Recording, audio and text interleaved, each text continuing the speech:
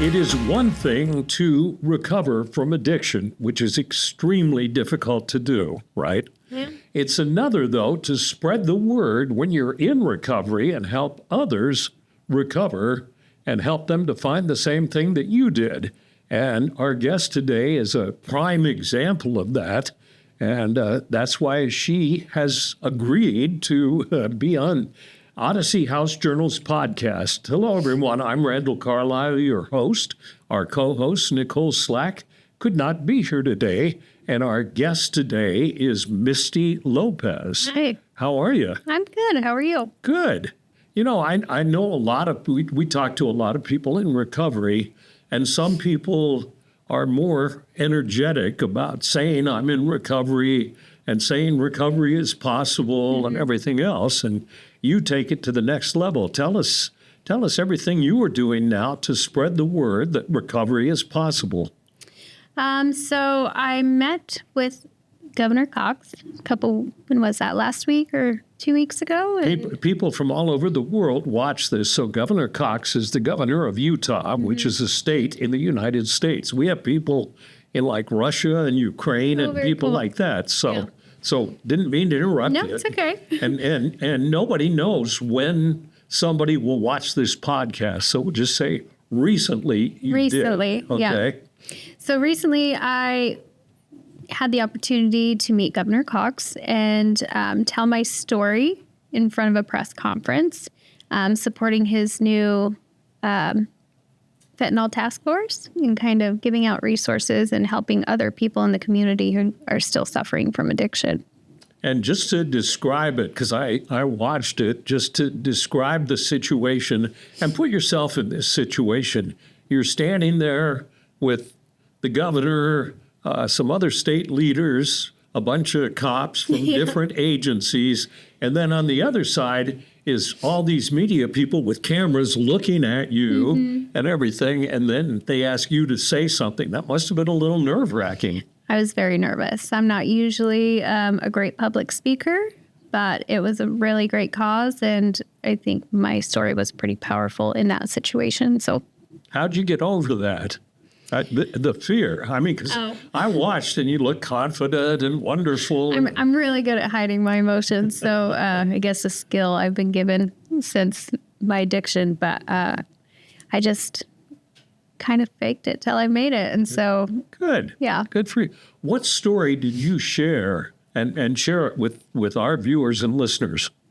Yeah, so I just told him, I was born into addiction. It was extremely normalized in my family. I come from a home where sexual, emotional, and physical abuse are extremely normalized. So from a young age, I was taught to be an object for other people. And so and all that's the abuse and the drugs and everything else. You grew up thinking it was normal, that's the way people lived. Yeah. That everyone lived like that. Yeah. My mom they didn't really try to hide it from me. Not saying they sat there and got high in front of me, but it wasn't really a secret either. So, and my father, he spent most of his life and my life in prison. He was a gang member. He was a heroin addict, and he ended up getting AIDS from sharing needles, which he later died of complications from that in 2004 when I was 15. So when I was 15, I was in foster care in California. And when my dad died, I ran away. I hitchhiked back to Utah to be with my family. And that's when my drug addiction started. How did it begin? I work with a lot of parents of addicted kids, and they're all curious how it began and if there was anything you could do to prevent that at that age. You said you were 15. So when I came here, my mom was in prison, and so I went with my uncle and my cousin, who were heavily in their addiction. They would try to shut me out and keep me away from it. In fact, I feel like that made me draw closer to it. So one day they left, I broke into the basement and I got high because I was sick of being shut out and disconnected from them. And so that's kind of how that began. What was the first drug? Meth. And do you remember the feeling of doing that the first time? Yeah, it was a lot of anxiety. I had a lot of energy. And I felt like I was connected to my family in some aspect, because then when I started using, I quickly started selling shortly after that. And that was the first time I felt like my family had seen me. And so it gave me some sort of validation and made me feel important and loved and needed by them. And I've heard, I've done cocaine. I haven't done meth.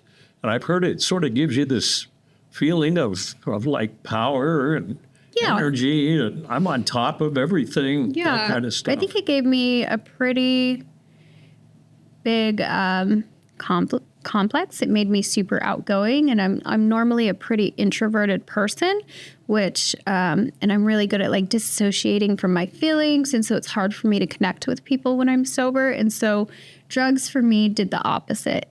It helped me feel the feelings, and it helped me connect with people on a grander scale. So I felt like anyway. So, well, you have describing, what the beginnings of your life. You have a ton of demons in your closet to get rid of. So tell me about, so that at 15 you started using drugs to be part of your family and selling drugs as well. So where did it progress from there? So it just progressed rather quickly. I mean, I started selling drugs for the cartel, 15, 16, 17, 18. I was pregnant, got my first felony, lost my daughter to the state.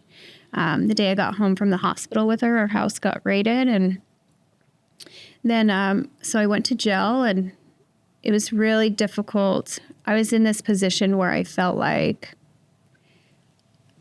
I had become exactly what I didn't want to be, which was my mother, right? And so after losing her, I went on an even stronger bender for quite a while, and then I found out I was pregnant again by 19, and that's when I got arrested and entered my first treatment center.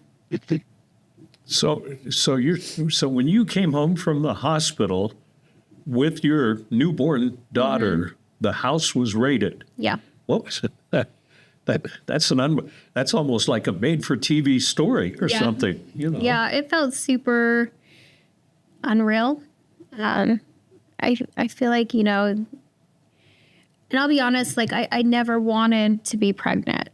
I wasn't ready for that. I knew I wasn't capable. There are ways to prevent that. Yes, I know.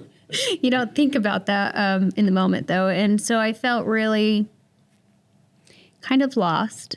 And by the time I found out I was pregnant, I was already like 5 months pregnant. And so it happened really quickly, and I felt pretty hopeless. And it wasn't until I saw her that things shifted for me. And I was like, I do want this. I want something different. And so, but the way it happened, it didn't work out that way, So were you high when you went into the hospital to deliver? I was. Yeah, I used during my whole pregnancy up until I went into labor. And was your baby born? Addicted. But is she okay? She is, yeah. So I haven't seen her since she was 3 months old. Okay. She's 17 now. Wow. And so, but the information I've gotten is she's well. So her and my oldest son, they both have a rare genetic disorder called MPS 1 or Hurler syndrome.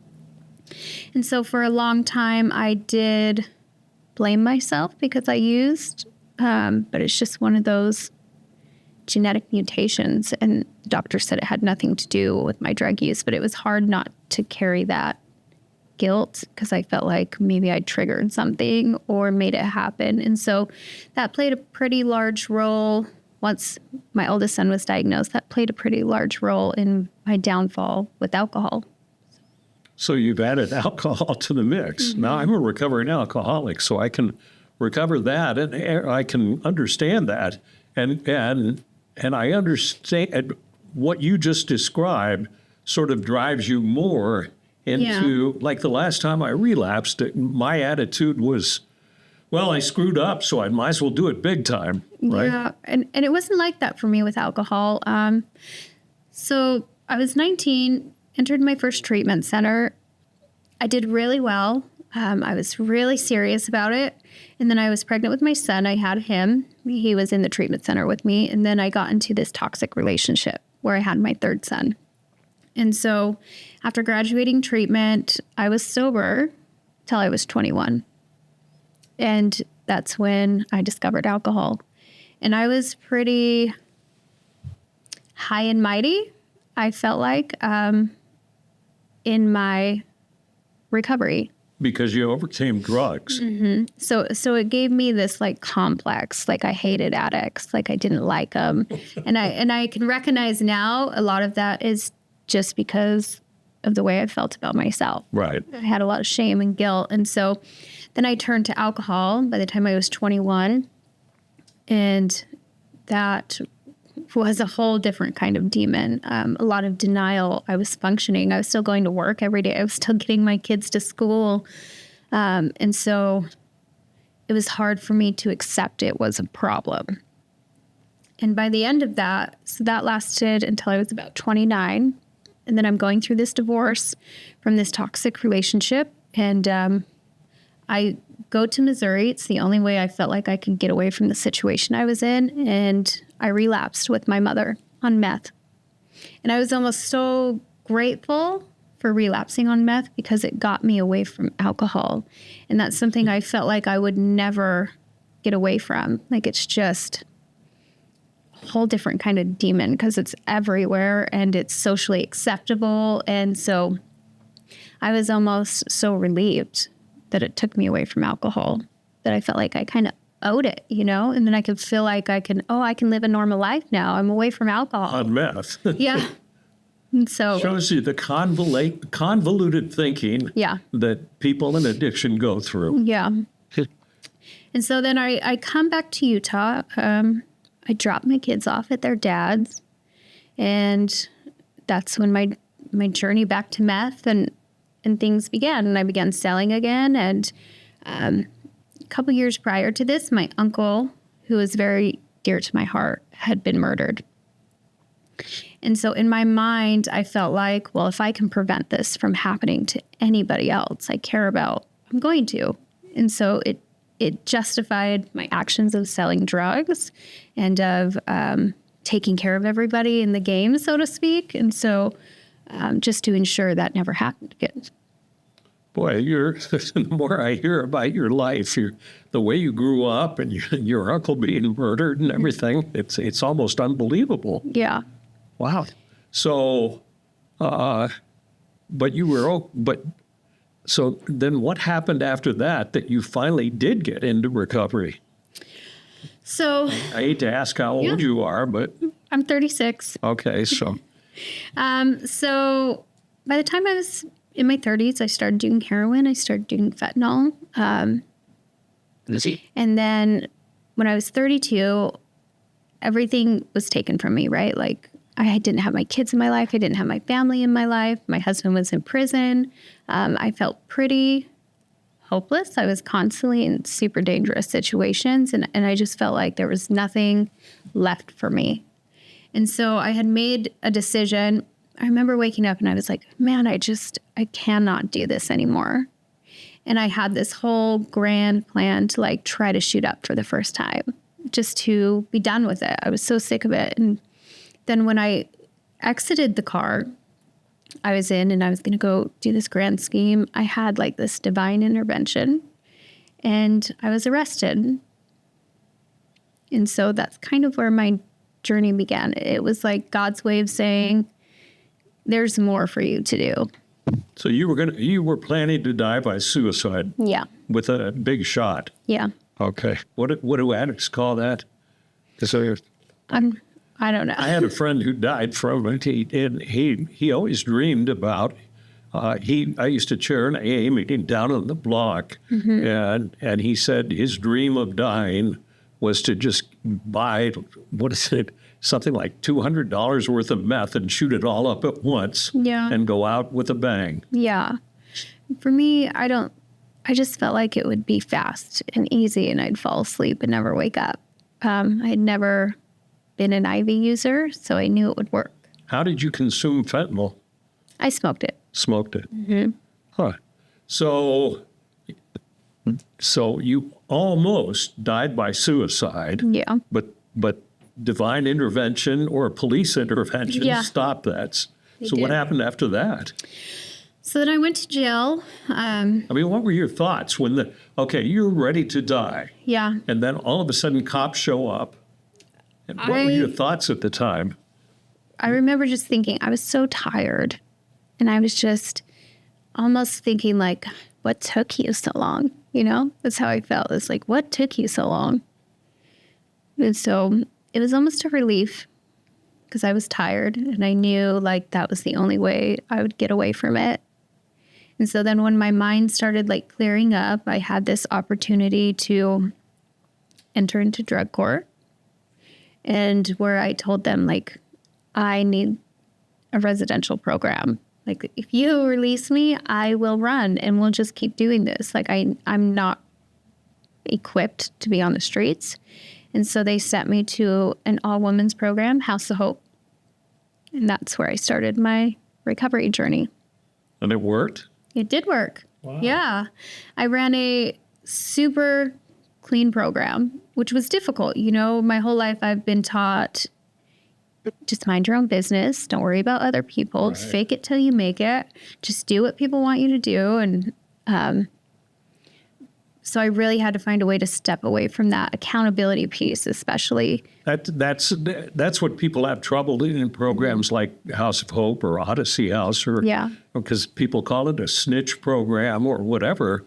But you're basically holding yourself accountable along with the family that your whole family is everybody there. So well, the way they described it to me is I have this path I want to go to. And people who put me in a position where I need to hold them accountable or need to hold secrets from, they're basically blocking me from getting to the end of that. And they're saying, I don't give a crap about you. I don't give a crap about your journey. I don't give a crap about myself. And so I really had to put that in my mindset. I had put so many people in my life before me and my kids that I finally just started speaking up. And I was like, just had to hold everybody accountable for everything. And I encouraged including them, yourself. Including myself, yeah. And that's a big part of it is like once you become honest with yourself and you have that path before you, and it makes it a lot easier. I found that when you're in active addiction, regardless of the substance, you tell so many lies. Yeah. And you manipulate so many people. Yeah. And my relief was the fact that I could be honest and not tell lies anymore. Yeah. Because lies are the worst thing, because you have to remember what lies you told, and you start getting caught up in this whole cycle, and you're just living this fake life. Yeah. Well, it makes it difficult for you to even know who you are by the end of it. So have you been sober since the House of Hope? I have. How long? Yeah. So I graduated House of Hope January 4th, 2022, and then I graduated drug court in October of 2022. And while I was in drug court, I got my peer support certificate with my husband, who's a graduate of Odyssey House. And then we started working for a place called Papillon Integrated Recovery. We were house managers, and then we got to really, then we got back in school for our bachelor's, and we got to be interns there and really learn how to help people and use our skills and our story to help people on their path. Yeah, and you're doing what now? And 'Cause now, I noticed you're wearing a T-shirt to advertise something. Yeah. So my husband and I have created a virtual and online IOP called Level Up IOP to kind of help bridge that gap and help people. There's people that have like a really busy schedule, or they have a life to get back to, or they're experiencing homelessness, or maybe they have that fear of coming in the center. And so we're really trying to bridge that gap and really reach the people that kind of are lost or forgotten about. So, and for those of you, I presume most people watching or listening to this podcast know what IOP means, but it's intensive outpatient. Mm-hmm. And I find that sort of interesting that you do it remotely. Mm-hmm. In our IOP program, we require like UA tests. Do you guys do that? We do. Yeah. So somebody has to come into some place to pee in a cup. Yeah, so we use LabCorp. So there's locations all over the state. And so they'll just, we send them a link, they click on that, and it tells them the closest location to them. And they go in and UA when we tell them. Do you meet with, because I went to an IOP program up at Huntsman, it's Huntsman now. And I've part of the benefit was, for me, was being with a group of people in a room. Right. And so do you have a group of people on a computer screen, right? Right. How do you find that works compared to, and I understand the need because I gotta work. No, I have time to do this from home. Sure. Well, I definitely think everybody's journey is very individualized. Everybody needs something different. But what I have found is that people feel really safe when they're behind their screen. They engage really well. They open up about trauma. They are honest about their relapses. And so they feel connected and they're very extremely open. And so we got a really good group. And is there any other IOP program that does this? Or this is the first I've heard of somebody. Not that I'm aware of. I'm not 100% sure. But as far as I know, I don't think so. So if somebody wants to get in the program, it's called Level Up IOP. Yeah, so it's levelupiop.com. They can also reach out to us. All our information is on our website. Then we have like a TikTok, a Facebook, all social media. They can always look up Manny and I's Facebook as well and our TikToks. And do you accept like Medicaid? We do accept Medicaid, yes. And then any other kinds of insurance? We accept most insurances. Okay. I think the one we're battling with right now is Medicare, which we're trying to get. So that's difficult. And I think everybody has that same battle. How many people are in your program now? 16. How many? 16. Wow.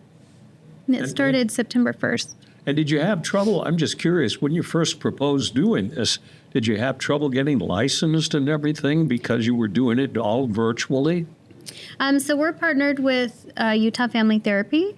And so they really did that end of it, all the licensing, and they're the clinical aspect. And so I don't feel like they had much trouble doing that just because they already have an IOP and things like that are at their brick and mortar in American Fork. So. Okay, so you're giving back that way. Mm-hmm. How else are you and your husband are make pretty frequent appearances at events in the recovery community? People for people outside of our state and everything, we have especially in the Salt Lake area, we have a huge recovery community, and it may be physical fitness, it may be sober softball, it may be I know of a sober golf group. I'm a golfer, and there's a whole bunch of sober stuff. Because it's so important for people to hang around other people in sobriety. Yeah, and I think that's one part that's really helped me be successful, is staying connected to my community, right? And so every kind of event there is, we try to attend almost all of them. So I think it's really important to show up for the people that are putting it together and show our support. And it's also important for our recovery to show up and stay connected. And so we do all the recovery days. My husband performs at most of them. And then we have a bunch of events coming up tomorrow for the Halloween stuff. And so we're pretty excited. We're always connected. You say your husband performs. What does he do? He is an inspirational rapper. So he does a lot of recovery rap. How did he learn how to do that? When I met him, he was a rapper. It was a little bit different kind of rap, just because we were in our addiction. Because most rap that you listen to would not be, I guess, suitable for people in recovery. Right. Yeah, there's absolutely. Because you're glorifying drugs and crime and all that kind of stuff. Yeah, so there's none of that. It's more about his journey to recovery, the struggles he's had and things like that. And so there's no cussing. There's a lot of he gives a lot of glory to God for getting us this far, and just talking a lot about the addict that's still struggling. How long have you been with your husband?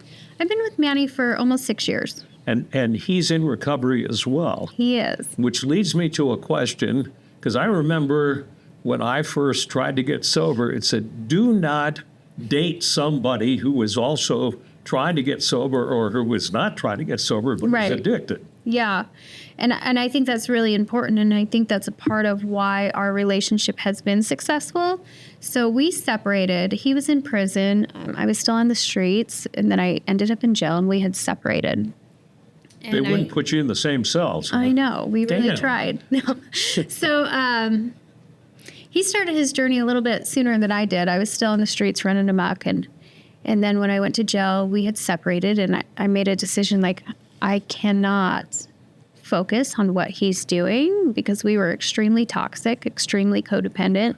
And so I really just spent all of my treatment doing all the heavy lifting and really focusing on myself. The only people I talked to was my kids, my mom, and one of my sisters. And so that was my support system. And I kind of just isolated the rest of the world from me, which is what I needed.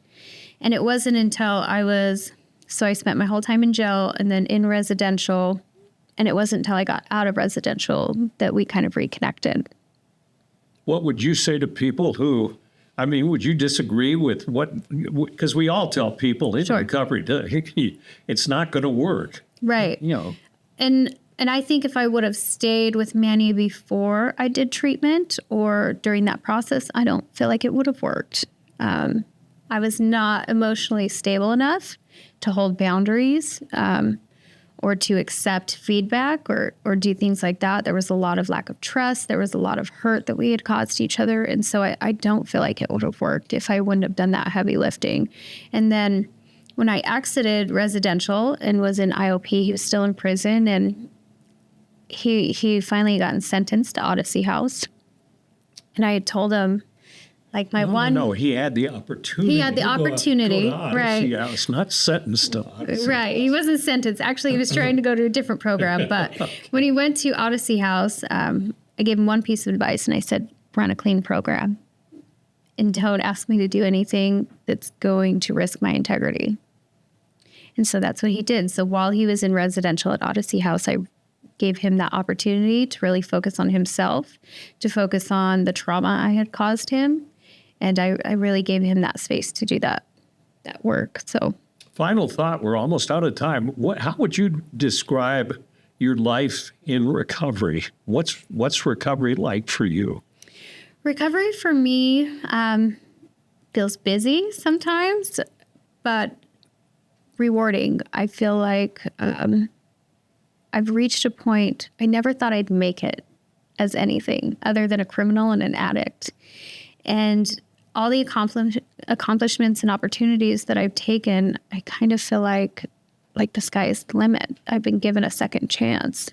And so I have all these amazing goals that I've never had before. And I finally am in a place where I feel like I can achieve them. What an inspiration. And a tease for everybody watching or listening is you have persuaded your husband Yes. to be on our next podcast. So we can ask him about his thoughts on being with you and what you said, because he will see this. Yeah. Okay? Absolutely. Thank you. So Manny Lopez is our next guest for our next podcast. And MYSTI, thank you very much. you. Thanks for your Yeah. honesty, and thanks for everything Yeah, I you're doing. appreciate being here. Thank you. And thank you for watching or listening to another edition of Odyssey House Journals.